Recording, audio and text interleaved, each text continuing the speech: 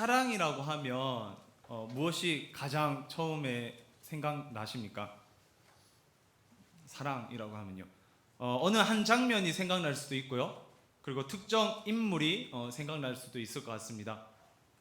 가족이 생각날 수도 있고, 사랑하는 남편 혹은 아내가 생각날 수도 있고, 그리고 최근에 본 사랑 드라마의 남녀 주인공이 생각날 수도 있을 것입니다. 흔히 우리는 사랑을 어느 한 사람이 다른 한 사람에 대하여 갖는 좋은 감정, 좋아하는 감정, 이것을 사랑이라고 표현을 하죠. 하지만 세계적으로 유명한 정신분석학자 에릭 프롬 박사는 이러한 견해에 반대를 했어요. 그는 사랑이란 한 사람이 세상을 갖는 태도를 의미한다라고 말을 했습니다. 한 사람이 가지는 사랑은요, 한 사람을 통해 받고 한 사람을 향해 뻗어간다는 것이 아니라 그 사람의 세계에서 나오게 된 것이 사랑이라는 거예요. 우리가 사랑이라고 질문했을 때 어떤 특정한 인물이 생각났을 수도 있는데요, 그 특정한 인물이 생각나기 위해서 그 과거에 있었던 사랑이라는 경험이 있다라는 겁니다. 우리에게 있는 사랑이라는 개념은 특정한 한 사람을 통해서 받은 사랑이 아닌 다양한 세상을 통해 들어오게 된 것이 사랑이라고 볼 수 있습니다.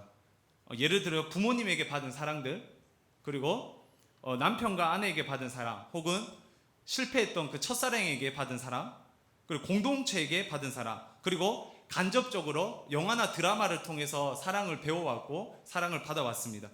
이렇게 다양하게 우리는 우리 마음 가운데 사랑이란 개념이 생겨났어요. 그래서 어떤 한 인물에게 사랑이란 상처를 받았지만 공동체에서 사랑을 받아서 그 사랑이 회복되는 것을 우리는 볼 수 있습니다. 또한 내가 가지고 있는 이 사랑이 어떤 특정한 인물에게만 제시되는 게 아니에요. 사랑이라는 마음이 생기게 되면 한 인물을 향한 그 사랑의 눈이 달라지는 것이 아니라 세상을 보는 눈이 달라지는 것을 우리는 볼 수 있습니다. 드라마를 보면요, 어떤 한 주인공이 한 사랑에 빠지게 됩니다. 그러면 맑은 하늘이 나와요. 세상을 보는 눈이 그렇게 밝아졌다라는 것을 드라마가 간접적으로 표현하고 있다는 거죠. 이렇게 누가 사랑을 받고 그 사랑은 한 사람에게만 표현되는 것이 아니라 전 세계를 향해 표현이 된다는 것입니다. 이처럼 사랑은 단순한 의미로 해석하기 참 힘듭니다. 제가 한 말이 무슨 말인지 아시겠나요, 여러분들? 대충 얘기를 하면 사랑이 어렵다라는 거예요. 한 명 한 명의 사랑이 아니라 세상 가운데서 우리가 사랑을 배우고 우리의 사랑이 한 사람이 아니라 세상을 향해 펼쳐진다라는 겁니다.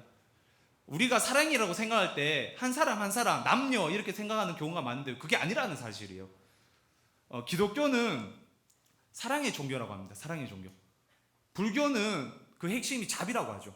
그리고 유교는 그 핵심이 충효라고 합니다. 이슬람교는 그 핵심이 형제와 평등이라고 해요. 근데 기독교는 사랑이라고 합니다. 기독교에 자비와 충효와 형제와 평등이 없나요? 성경을 보면요, 온통 자비의 이야기고 충효에 대한 이야기가 나오고 있고요, 그리고 형제와 평등이 있어요. 하지만 기독교에서 말하는 핵심이 사랑이라는 말은 사랑을 통해서 자비를 알게 되고 우리가 사랑을 받았기 때문에 효를 베풀게 되고 그리고 형제를 사랑하게 되고 평등을 향해 나아가게 된다는 겁니다. 그래서 기독교의 핵심은 사랑이고 기독교는 사랑의 종교라고 할 수 있습니다. 기독교에서 말하는 사랑은요, 아까 제가 설교 서두에 얘기했던 단순한 사랑이 아니에요. 하나님께서는 우리를 직접적으로 예수 그리스도의 독생자의 그 사랑으로 우리를 사랑하셨습니다. 그리고 간접적으로는 온 세계를 통하여, 온 세상을 통하여, 온 세상을 전달자로 삼아 우리에게 사랑을 보여주셨어요. 그리고 그 사랑을 받은 그리스도인들이 사랑을 실천하게 됩니다. 하나님의 사랑이 자비로 나타나게 되고요, 그 사랑을 받은 사람들은 또 다른 자비와 충효와 형제와 그리고 평등을 통해 다양한 방법으로 사랑을 실천하게 된다는 것입니다. 그래서 단순히 성경에서 말하는 사랑은 한 사람 한 사람에 대한 사랑이 아닌 전 세계를 통해서 받은 사랑, 하나님과 하나님이 만드신 전 세계를 통해서 받은 사랑을 이야기하고 있고, 그리고 한 사람을 향해 뿌려지는 사랑이 아니라 전 세계를 향해, 전 세상을 향해 실천하게 되는 사랑이란 것을 우리는 알 수 있죠. 오늘 본문에서도 베드로는 성도들에게 기독교의 핵심인 사랑하라에 대해서 말씀하고 있습니다. 오늘 본문 전에는요, 베드로가 예수님의 부활에 대해서 그렇게 엄청 열심히 설교를 했습니다. 그 다음에 우리에게 실천적인 말씀을 적용을 하는데요, 그 중에 하나가 거룩하라, 그리고 오늘 말한 사랑하라입니다. 말씀을 통해서 성경에서 말하는 그 사랑에 대한 의미를 묵상하고 그 사랑을 실천하는 저와 여러분들 되시기 간절히 소망합니다. 21절 하반절에 보면요, 이렇게 설명하고 있어요. 하나님을 그리스도로 말미암아 믿는 자니 너희 믿음과 소망이 하나님께 있게 하셨느니라 라고 되어 있어요. 우리의 믿음과 소망이 누구에게 있다고요? 하나님에게 있다고 합니다. 천지를 지으신 하나님이 우리의 믿음과 소망이 되십니다. 할렐루야. 저희 청소년부에서는 매주 고3 학생들과 함께 기도 모임을 해요. 예배 끝난 후 본과 공부하기 전에 함께 모여서 기도 나눔을 하는데요, 이번 주 기도 말씀이 시편 121편 2절 말씀이었어요. 이 말씀이 뭐냐면요, 함께 읽어보도록 하겠습니다. 나의 도움은 천지를 지으신 여호와에게서로다. 할렐루야. 믿음과 소망이 여호와 하나님에게 있습니다. 어떤 하나님이냐면요, 천지를 지으신, 이 세상을 지으신 하나님에게 우리가 믿음과 소망이 있다라는 거예요. 천지를 지으신 하나님이 우리의 믿음과 소망이기 때문에 우리의 믿음과 소망은 영원한 것입니다. 세일의 기간이에요.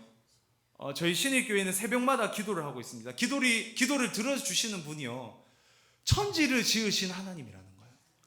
우리의 믿음과 우리의 소망이 하나님에게 있다라는 것입니다.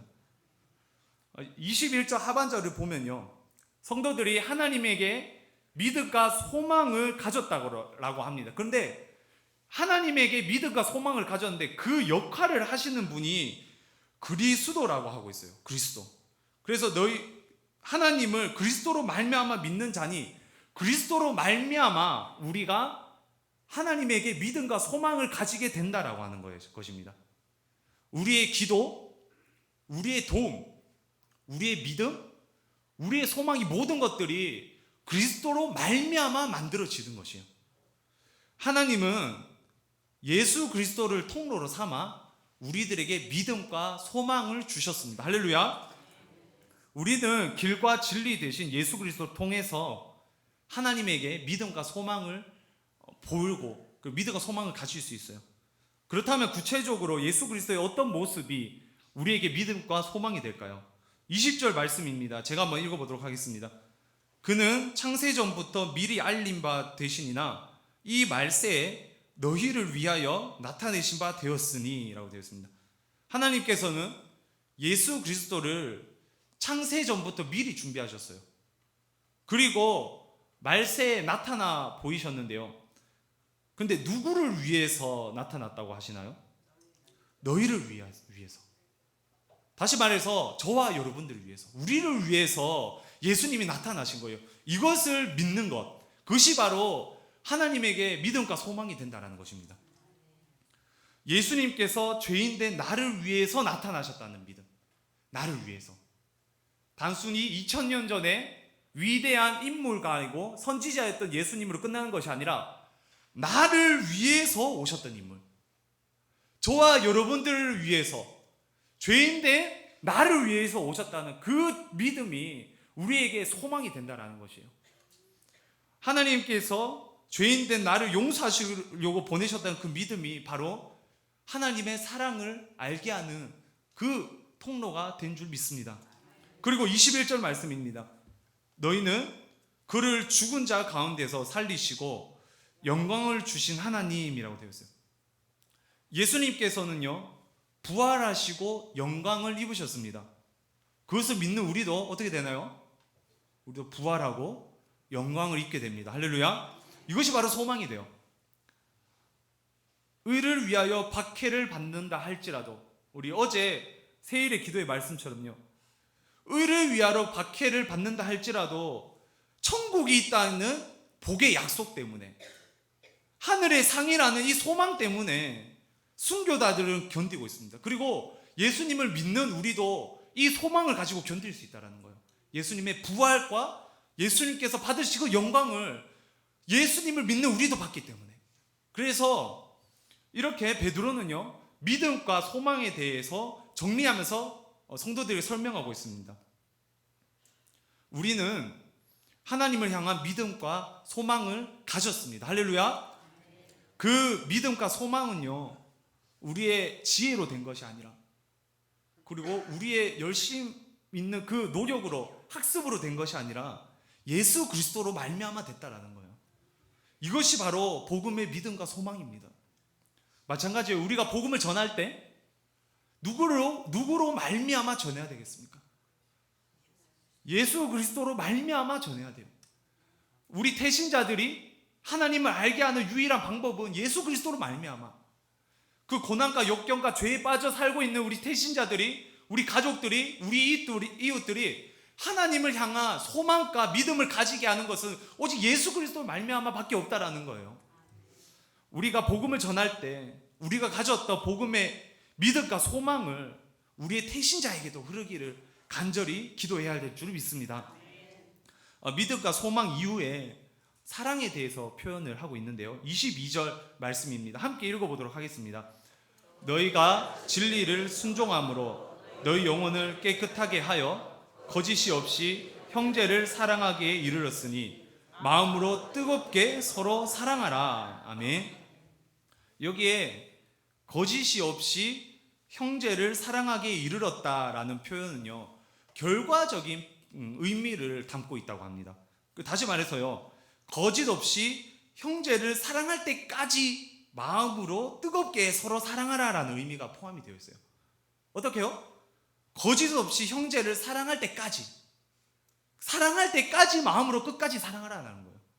베드로는 성도들에게 믿음과 사랑에 대해서 언급을 한 뒤에 명령하고 있습니다. 끝까지 사랑하라라는 거예요. 마음을 다해 뜨겁게 사랑하라라고 그 성도들에게 명령하고 있습니다. 다시 말해서요, 그리스도가 날 위해 오셨다는 그 믿음, 그리고 그리스도의 부활과 영광이 우리에게 함께 있다는 그 소망을 가진 그리스도의 성도들은요, 동시에 사랑해야 된다라는 것을 이야기하고 있습니다. 여기서 우리는 베드로가 말한 믿음, 소망, 그리고 사랑의 핵심을 알 수 있습니다. 믿음과 소망의 결과가 뭐라는 거예요? 사랑이라는 거예요. 믿음과 소망의 열매가 바로 사랑이라는 겁니다. 우리가 예수님을 믿고 예수님의 부활과 예수님의 영광을 소망하고 있다면 그 결과로 사랑이 나온다라는 거예요. 뜨겁게 마음을 다해 사랑하게 되고 사랑할 때까지 계속 사랑하게 된다라는 것을 베드로는 저와 여러분들에게 말씀하고 있습니다. 저희 교회 다음 세대는요, 매주 학교 앞에 전도를 나갑니다. 독산초 혹은 가산중학교에 가면 교육자와 선생님들을 쉽게 만날 수 있어요. 근데 학교 앞 전도를 가면 가끔 다양한 사람들을 만나게 됩니다. 태권도 사부님도 가끔 보고요. 그리고 격투 도장 그 선생님들도 가끔씩 와요. 그래서 도장 글러브를 끼면서 막 그 초대장을 나눠줍니다. 그러니까 수학 영어 학원 선생님들도 거의 1년에 한 번 정도는 오는 것 같아요. 시험 기간에 되면 와서 광고지를 나눠주곤 합니다. 그들은 다양한 방법으로 자신의 학원을 홍보합니다. 광고지를 나눠주고요, 사탕을 나눠주고요, 도복을 입고 학생들에게 인사를 합니다. 예전에 제가 초등부 사역을 했을 때였는데요, 그때도 매주 학교 전도를 갔는데 태권도 사부님을 보고 그렇게 학생들이 좋아하더라고요. 그 옆에 있는 저는 그 찬밥 신세가 되고 그렇게 좋아하는 거 보고 되게 부러워했던 그런 적이 있습니다. 어떻게 보면 교회와 학교가 별반 다를 것이 없어 보여요.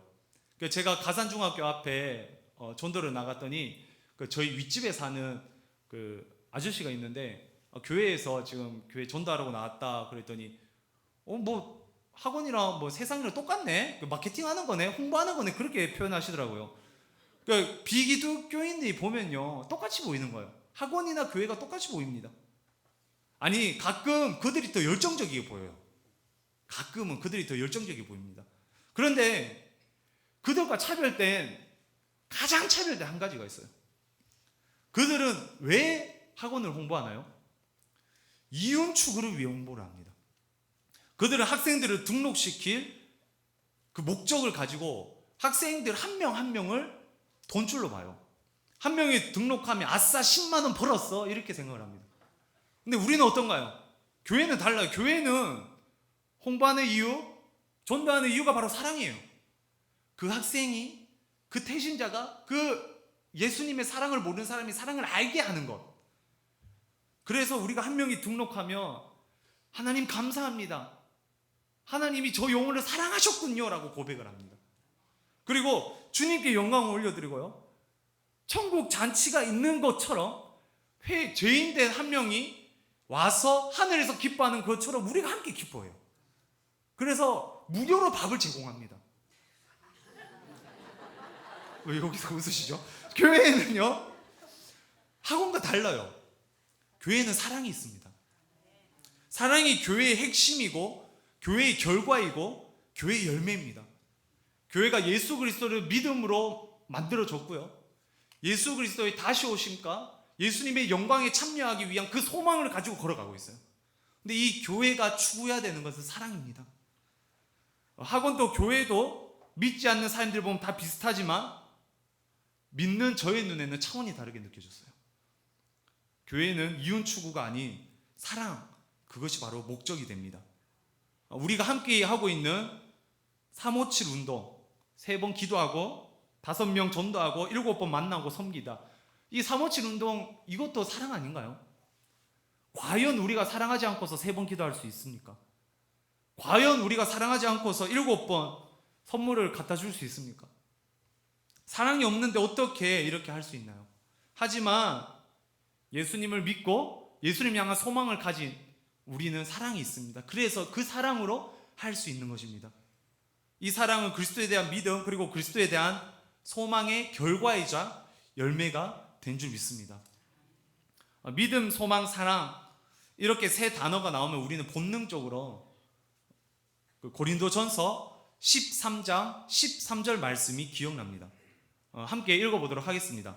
그런즉 믿음, 소망, 사랑, 이 세 가지는 항상 있을 것인데 그 중에 제일은 사랑이라. 아멘. 뭐가 제일이라고요? 사랑이 제일이라고 합니다.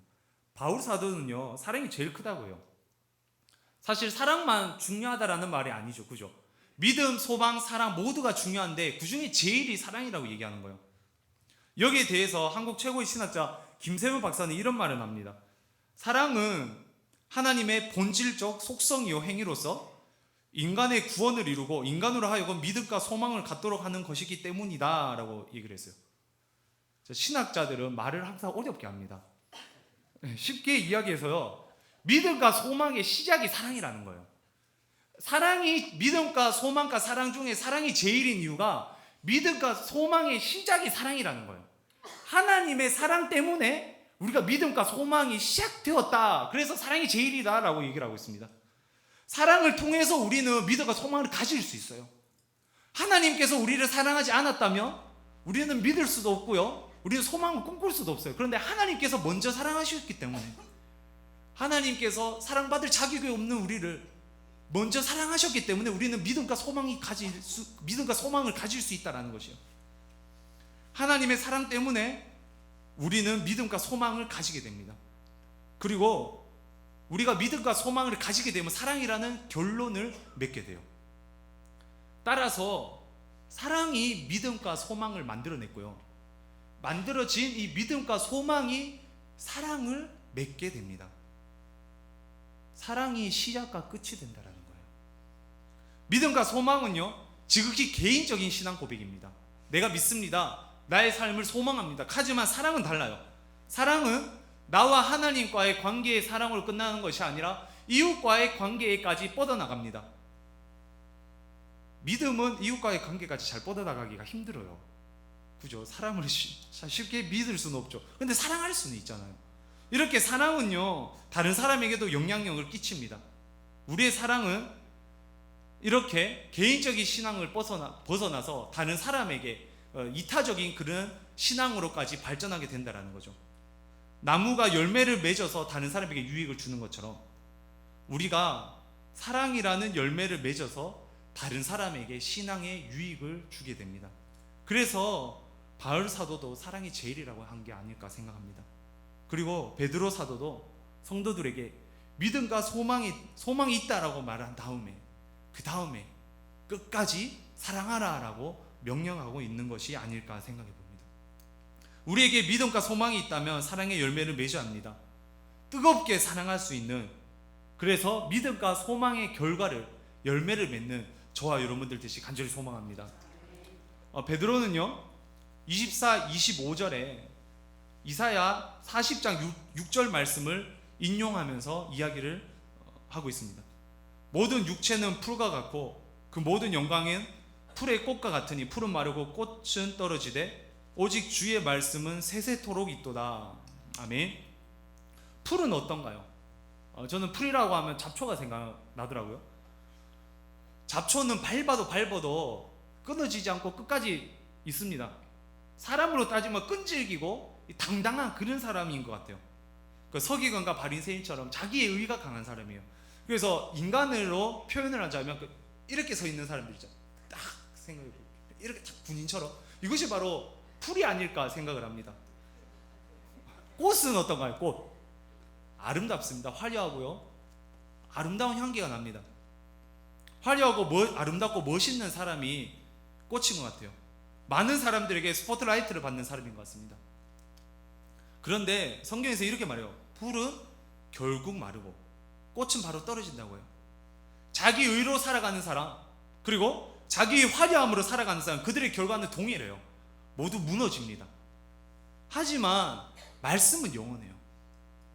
하나님을 향한 믿음과 소망이 있는 사람, 그리고 사랑을 실천하는 사람, 그 믿음과 소망 그리고 사랑은 영원토록 세세토록 남아있게 된다라는 것이에요. 명예, 돈, 학벌, 이것은요 영원하지 않아요. 그것은 무너집니다. 더 높은 명예를 가진 사람, 더 높은 돈을 가지고 더 높은 학벌을 가진 사람들 앞에 무너져요. 더 잘생기고 더 예쁘고 더 날씬한 사람들 앞에서 무너집니다. 하지만 하나님을 향한 사랑, 하나님을 향한 믿음, 하나님을 향한 소망, 그리고 그 사랑 때문에, 그 믿음과 소망 때문에 다른 사람을 사랑한 그 기록들, 그것은 영원히 남아있다라는 거예요. 세세토록 남아있다라는 거예요. 사랑은 남습니다. 말씀을 믿고 소망하고 실천한 그 사랑은 남게 된다라는 거예요. 하나님께서 마지막 날 예수님의 재림 때 우리는 하나님을 마주보게 됩니다. 하나님께서 우리에게 무엇을 칭찬하실까요? 풀처럼 자기의 의를 우리가 과연 자랑할 수 있을까요? 하나님 앞에서? 하나님 앞에서 내가 이렇게 잘났다, 내가 이렇게 멋있었다 자랑할 수 있을까요? 혹은 꽃의 화려함을 자랑할 수 있을까요? 내가 이렇게 멋있었는데, 내가 이렇게 예뻤는데 자랑할 수 있을까요? 결코 자랑하지 못합니다. 하지만 우리가 자랑할 수 있는 건 한 가지예요. 아니, 세 가지입니다. 믿음, 소망, 그리고 사랑. 우리가 예수님 얼마만큼 믿었는지, 그리고 예수님 얼마만큼 소망했는지, 그리고 그 결과 내가 얼마만큼 사랑했는지, 이것이 영원토록 남게 된다는 겁니다. 그래서 믿음과 소망을 가지고 만들어졌던 이 사랑은 영원토록 세세토록 있게 된다라고 베드로 사도는 저와 여러분들에게 말씀하고 있습니다. 영원한 것을 위해 달려가는 저와 여러분들 되시기 간절히 소망합니다. 믿음, 소망, 그리고 사랑은 이렇게 정리할 수 있습니다. 하나님의 사랑을 통해서 우리는 믿음과 소망을 가지게 되었습니다. 믿음과 소망을 가진 우리는 사랑이라는 열매를 맺습니다. 그리고 이 사랑이라는 열매는 영원토록 세세토록 남아있게 됩니다. 할렐루야. 말씀 맺도록 하겠습니다. 하나님께서는 우리를 사랑하십니다. 예수님께서 우리를 위해 죽으셨고요, 그리고 부활하시고 영광 받으셨어요. 그것을 통해서 우리는 그 믿음과 그 소망을 가지게 됩니다. 그 믿음과 소망이 하나님의 사랑을 알게 하고요, 하나님의 사랑을 실천할 수 있는 원동력이 됩니다. 그리고 우리가 실천하는 그 사랑은 영원히 세세토록 남아있게 될 것입니다. 특별히 지금 새생명 축제를 위해 온 교회가 기도와 실천으로 집중하고 있습니다. 새생명 축제는 사랑이 그 축제의 핵심이라고 생각합니다. 하나님의 사랑, 그리고 세상을 향한 그리스도인들의 그 실천하는 사랑, 그 사랑의 열매가 주렁주렁 맺혀져서 세sek토록 있는 그 영광을 보게 되는 신일의 성도님들 되시기 간절히 소망합니다. 우리 함께 기도하도록 하겠습니다.